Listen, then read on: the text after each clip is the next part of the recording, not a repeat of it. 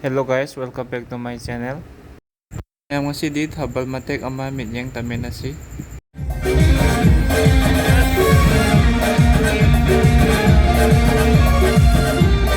Decoration naman di lightning siya yang napasana tawe.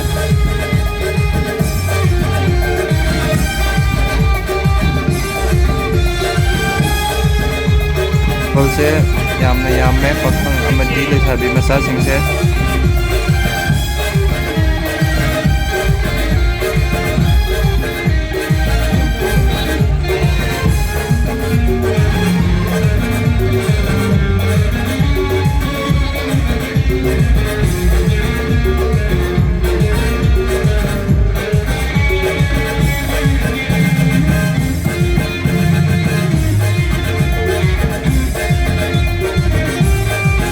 Dai sidi ang masangat ka nai kada apik pa ahat itu mapa mali riyawe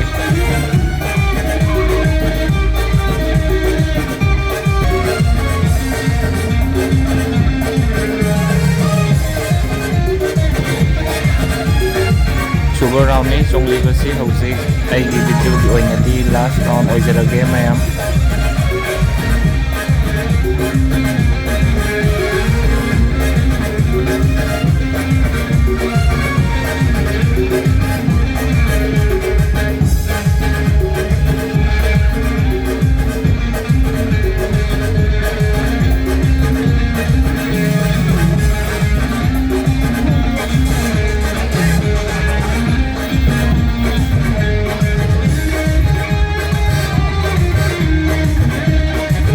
video asi matang saya sudah lusin jarage. Bye bye.